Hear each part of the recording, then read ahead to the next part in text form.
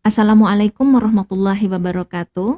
Waalaikumsalam warahmatullahi wabarakatuh. Alhamdulillah pada kali ini kita ketemu lagi dan kita langsung aja Kak ya. Kita bahas mimpi Kakak yang selanjutnya yang berjudul Mimpi Bertemu dengan Syekh Imran Hussein. Ya, silahkan Kak, Kakak jelasin. Bismillahirrahmanirrahim. Di dalam mimpi itu saya ceritanya di situ sedang mengungsi bersama orang kampung dan juga keluarga besar saya di situ. Dan di situ di rumah Pak Haji itu sangat besar, mewah gitu. Tapi Pak Haji itu orang yang sangat dermawan. Walaupun dia kaya raya, tapi dia sangat dermawan dan sederhana, dan beliau itu tergiroh dengan agama gitu. Dia enggak dengan dunia tapi dengan agama dia tergiroh gitu. Nah, saat saya di situ kan kami masing-masing di situ dikasih antar keluarga itu, antar kakak itu dikasih ruangan masing-masing saking besar rumahnya itu. Nah, pas masuk waktu sholat ini kan siang di sini, bukan malam. Enggak tahu antara sholat zuhur atau asar. Tapi di situ waktu kita mau sholat kan sudah wudu di sini. Pak Haji bilang sholatnya di lantai 2. Ntar saya potong. Di antara keluarga-keluarga Kakak siapa aja yang Kakak kenal di situ? Iya, keluarga saya di situ ada bibi saya, selain dari bapak saya, ibu saya, anak-anak saya di situ dan saudara-saudara saya.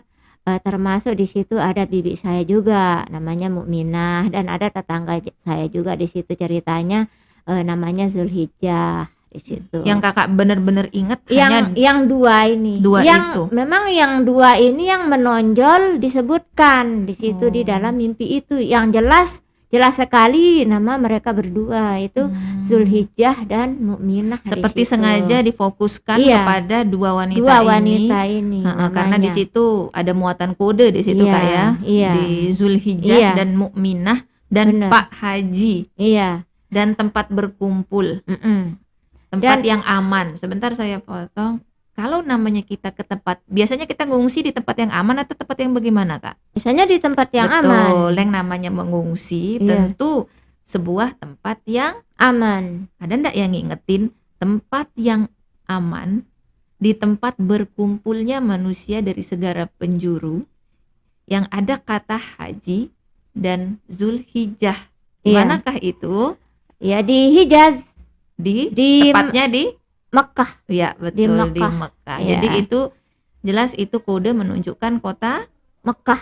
Kota Mekah. Jadi sebenarnya mimpi-mimpinya Kakak ini insya Allah dia mudah. Yang penting kita simak kode-kodenya, karena ini kan arahan untuk belajar.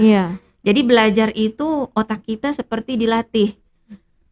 Jadi kalau melihat ini, karena kan saya juga sudah baca mimpinya Kakak, dan Masya Allah ini mudah sekali gitu, bahwa kalau sudah dikatakan mengungsi ke tempat yang aman, walaupun kita tidak mengungsi yang namanya ke Mekah ritual haji, tetapi kodenya di sini adalah tempat yang aman. Dan yang kedua ada kodenya Pak Haji. Yang ketiga tempat yang menampung banyak orang. Terus Mukminah, Kakak sebagai mukminah, wanita mukmin, kan itu kan nggak mungkin kalau nggak mukminah nggak mungkin ke sana gitu.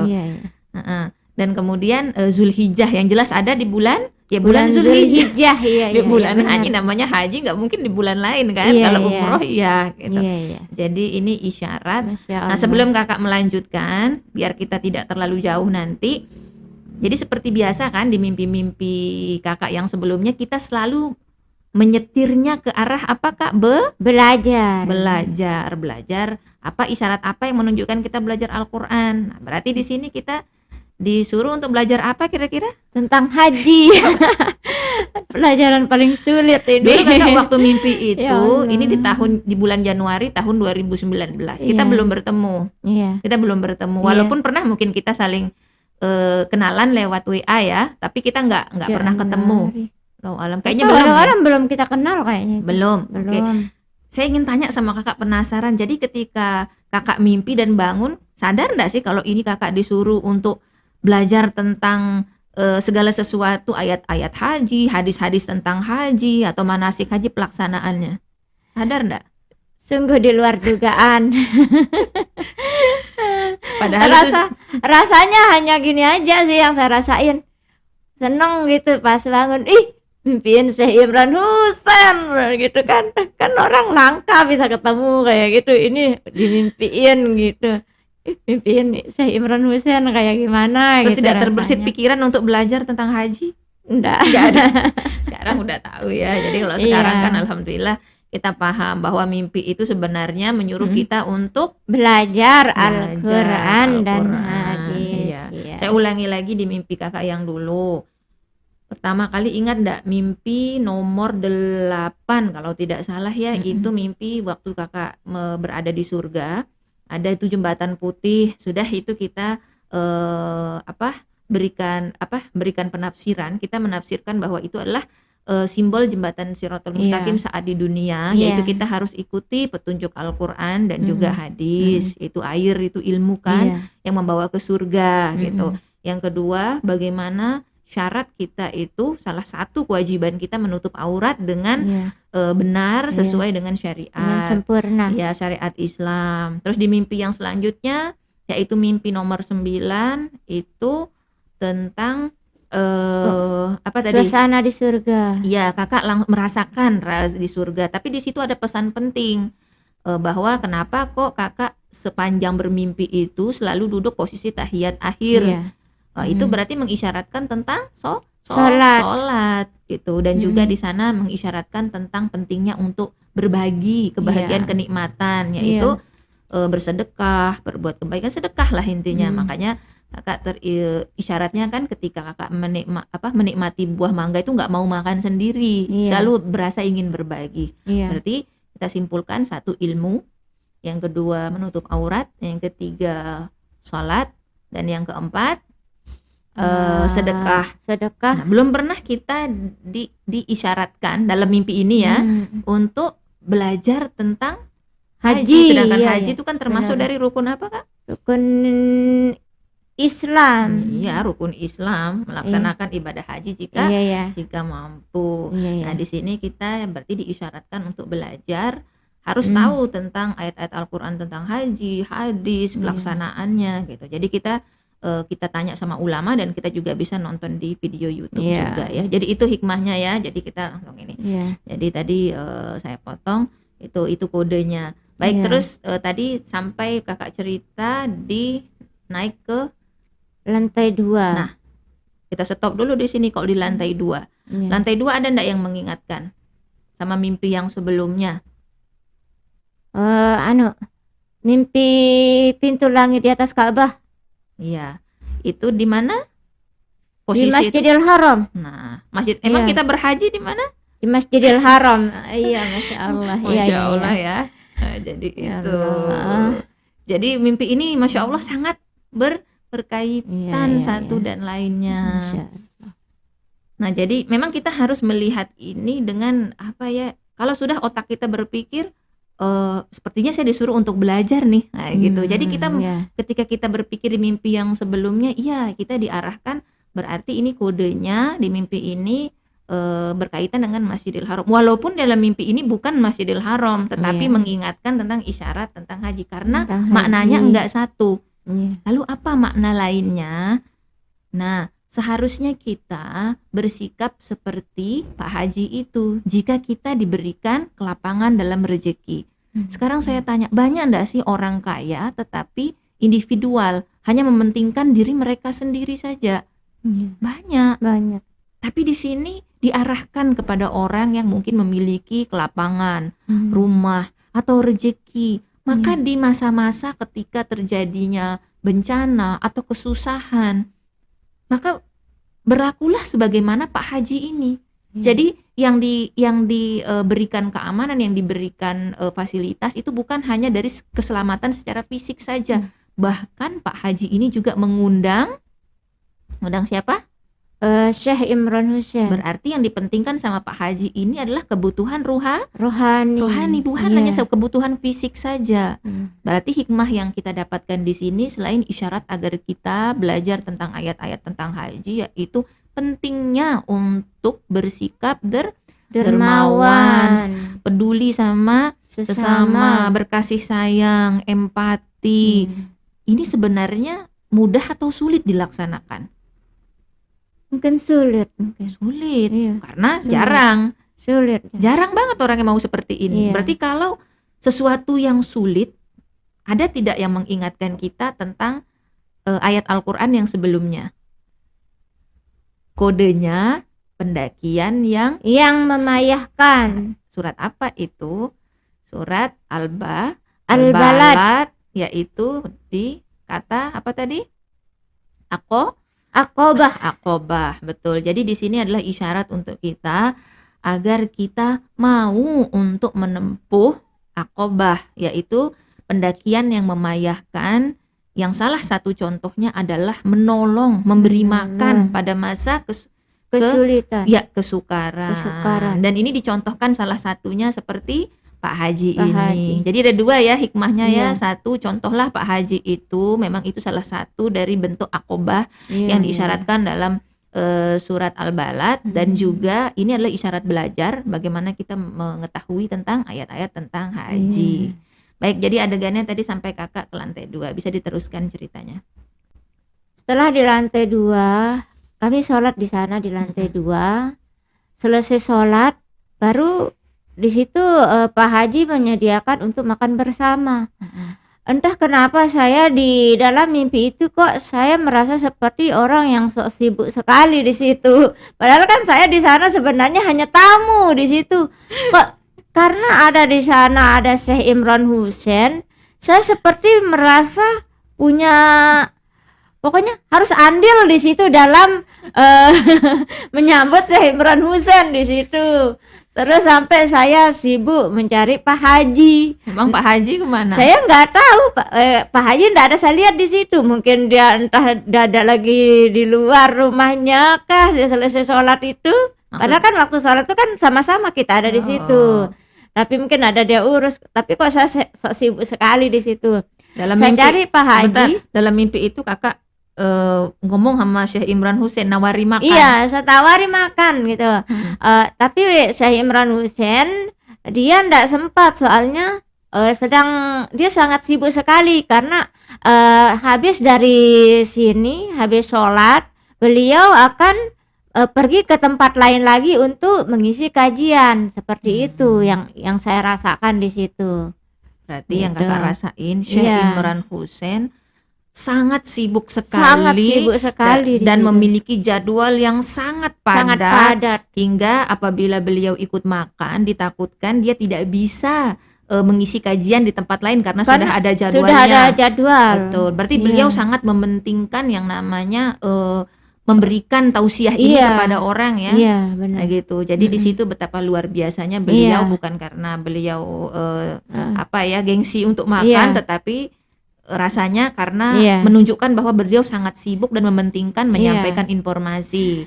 Yang lucunya di situ, mungkin Pak Haji itu sedang menyiapkan mobilnya Syekh Imran Husain di luar, tapi saya kok sok sibuk di situ. Saya mencari Pak Haji, ingin memberitahu kalau Syekh Imran Husain tidak sempat makan di situ. Tidak saya ketemu, saya cari dia ke ruangan dalam rumahnya itu kan luas sekali, besar. Saya dapetin di situ seorang bayi, saya lihat montok sekali bayinya. Tapi saya tidak ingat dia laki atau perempuan. Kayaknya laki di situ. Sama ibunya. Iya, saya lihat kan ibunya sedang ngurus bayinya di situ. Tapi yang saya rasain itu ibu dari bayi itu, keluarga dari Pak Haji itu. Dan ibu itu terlihat tidak sombong atau apa, dia sangat baik sekali, sama seperti Pak Haji itu gitu. Saya bertanya gitu, saya mau minjem HP gitu, karena saya ingin menelpon Pak Haji. Ya Allah. Terus pokoknya iya gitu dah. Terus ibu itu langsung bilang sama saya, dia tunjukin saya sebuah ruangan. Oh, pakai alat itu aja gitu. Bentar saya potong. Tujuannya ibu itu ngasih tahu ruangan itu apakah karena dia ingin memberikan fasilitas yang lebih baik atau bagaimana? Apa dia Allahu alam, tapi yang apa? Ketika saya mencari HP itu, ibu itu langsung saja menunjukkan saya sebuah ruangan itu gitu. Yang saya lihat di wajahnya itu tidak ada keraguan, ketakutan, kecemasan terhadap saya yang mau meminjam gitu. Seperti dia rasa persaudaraannya itu sangat tinggi, percaya dengan saya di situ gitu. Padahal di dalam cerita di mimpi itu, ibu itu saya baru melihatnya di situ. Nah, saya masuk di ruangan itu, baru saya bingung di situ. Sebentar, kayak apa ruangan itu, coba kakak deskripsikan bentuknya kayak apa? Kayak kamar tapi ruangannya besar gitu. Ini kan kecil, yang itu besar ruangannya, kayak kamar tapi seperti sebuah studio di situ. Tapi studionya itu terdiri dari seperti alat kayak misalnya di pesawat atau kapal gitu. Tapi ada layar di situ, layar besar, enggak tahu apa alat apa namanya, saya enggak tahu namanya. Monitor itu atau layar? Layar monitor, terus banyak tombol-tombol kayak di pesawat begitu dia. Banyak tombol-tombol apalah gitu di situ. Monitornya sebesar apa? Besar monitornya, enggak tahu berapa in kah, 50 in kah, berapa, besar sekali. Enggak tahu ukurannya berapa di situ. Kakak sendirian masuk ke situ? Iya, saya masuk di situ. Nah, ibu itu kan deket aja kok dari ruangan yang itu. Ibu itu di luar situ, dia tunjukin saya di situ. Nah, saya masuk di situ, lalu saya bilang, wih, ini alat kok canggih banget gitu saya bilang. Bentar, dalam mimpi itu kakak ngerti enggak cara mengoperasikannya? Enggak, saya bingung. Tapi kok saya berani asal-asal pencet di situ. Saya pencet, tiba-tiba saya lihat apa yang saya pencet di situ, dia terhubung gitu. Ada di situ gambar titik-titik di situ, dia terhubung kayak garis cahaya di situ di layar itu terhubung ini pusat satu, terus banyak titik-titik di seluruh dunia itu terhubung ke sana semua, terhubung ke situ semua. Berarti penampakan yang ada di layar itu ada pusat, inti, center, titik utama. Ada di situ. Setelah kakak pencet, tiba-tiba ada titik-titik lain yang di sekitaran itu langsung bergerak ke arah pusat itu. Bergerak dia gitu. Iya, tapi bukan peta. Serasa peta tapi bukan peta, seperti misalnya perangkat HP atau TV atau alat-alat elektronik lainnya kalau kita bongkar itu kan, misalnya laptop atau apa. Nah, seperti itu dia. Ada apa namanya itu? Saya nggak tahu namanya itu, alat-alat elektronik di dalam apa? Mesin-mesin itu. Seperti itu dia, tapi rasanya seperti peta di situ. Terhubung dia ke titik pusat yang satu itu. Itu penampakan di layar. Iya, di layar itu gitu. Makanya saya kan bingung, saya nggak tahu, takut saya.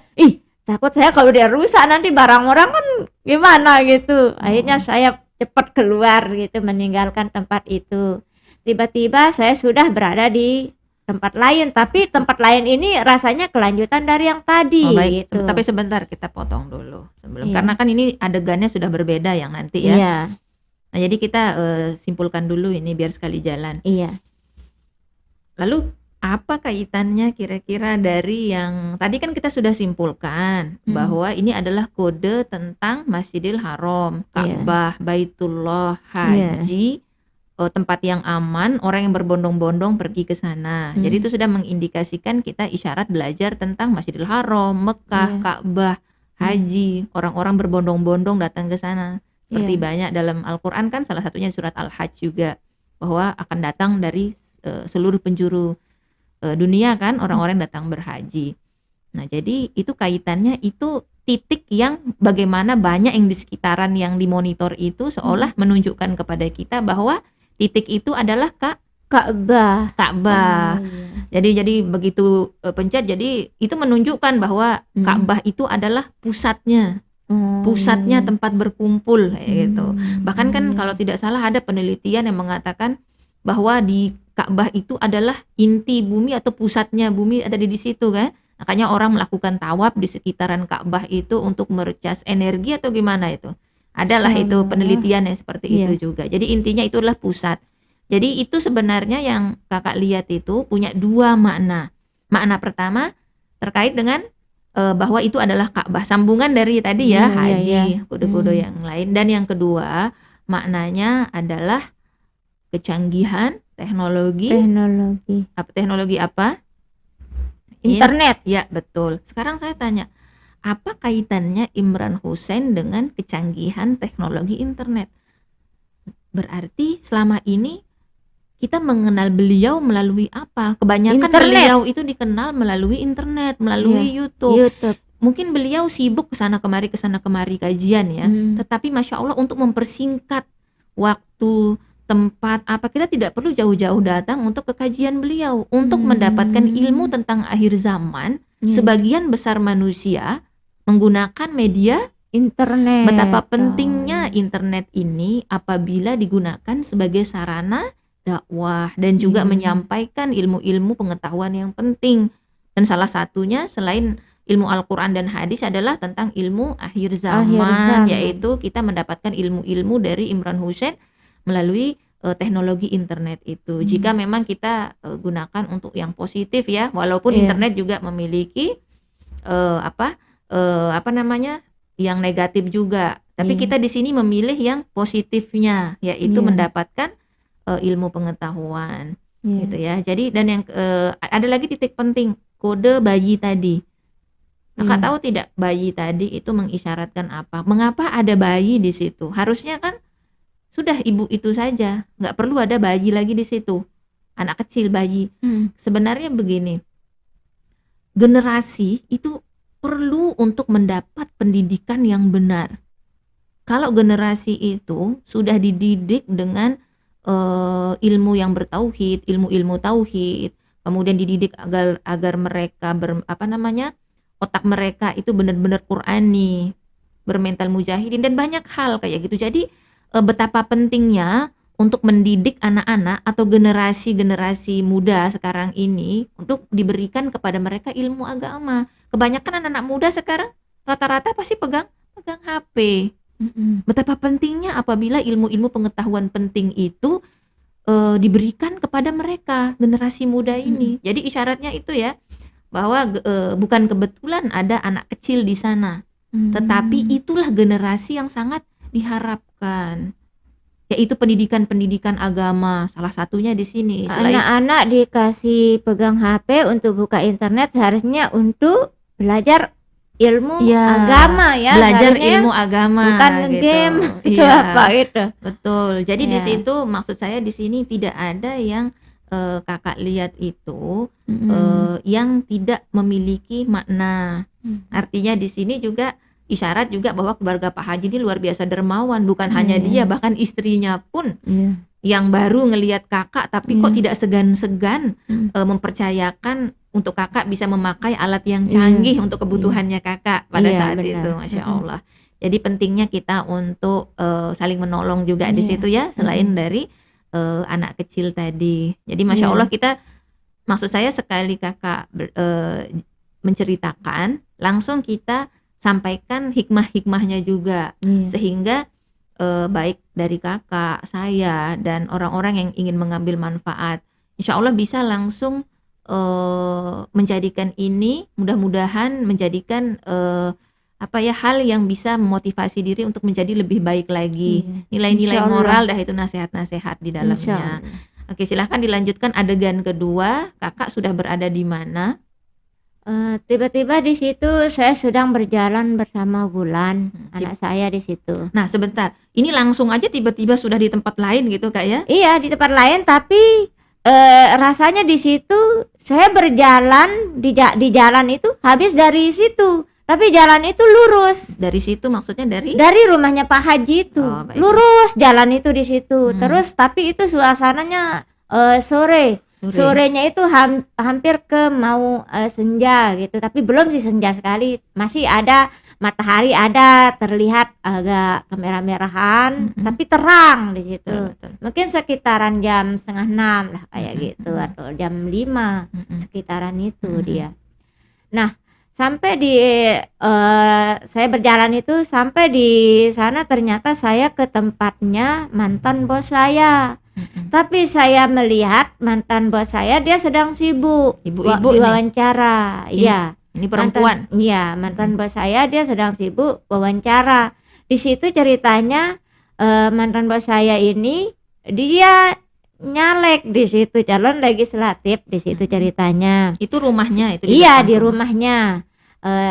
Dia sedang diwawancara dan saya menunggu. Saya menunggu di situ di kursi panjang bersama Wulan. Capek saya menunggu sampai saya rasa mengantuk, saya ketiduran di situ. Nah, saya ketiduran tapi kenapa telinga saya di situ saya rasa ada orang ketawa-ketawa. Terus saya bangun. Kenapa orang itu ketawa? Gitu. Sambil saya lihat dia beginiin hidungnya, pencet hidungnya di situ sambil dia ketawa. Banyak orang? Iya, banyak. Laki-laki lagi di situ banyak di warung. Di warung itu saya lihat di luar kan, di luar seberang jalan di situ. Tapi bersebelahan dengan rumahnya mantan bos saya ini. Sebentar, mantan rumah itu apakah rumah biasa atau dijadikan? Soalnya kakak bilang di mimpi itu rumah biasa tapi dia bagus, rumahnya besar gitu. Orang kaya juga di situ, dia ceritanya di situ. Besar rumahnya dan rumahnya dijadikan di situ seperti kantor anunya dia juga di situ, kantor apa namanya untuk politik itu dah, untuk partai-partai begitu. Di situ yang saya lihat di situ. Sebagian gitu dari ruangan rumahnya itu ada jadi kantor di situ saya lihat. Kantor partai politik. Iya, partainya dia di situ saya lihat. Iya. Dia sedang diwawancarain di situ kan. Nah, karena saya mengantuk, saya tidur, saya dengar suara ada ketawa-ketawa, saya bangun, saya tanya Wulan. Terus Wulan bilang mereka itu tertawa mengira saya kentut di situ. Terus saya bilang sama Wulan, masa mama kentut? Saya bilang begitu karena kan saya tidur, mana saya sadar kalau saya tidur atau enggak. Saya heran kan karena Wulan yang terjaga. Jadi saya tanya Wulan, masa mama kentut? Terus Wulan bilang, enggak, mama tidak kentut, tapi mereka mengira mama yang kentut, makanya mereka ketawa sambil dia tutup hidungnya di situ gitu.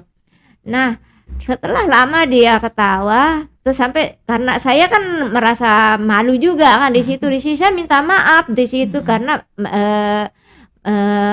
mereka kan mengira saya kentut. Karena mereka nggak tahu, walaupun mereka nggak tahu, saya tetap minta maaf sama mereka di situ. Mungkin karena saya tidur tadi itu tujuan saya meminta maaf. Tidak lama setelah itu keluarlah laki-laki dari rumah itu yang bagian kantor di partai mantan bos saya ini.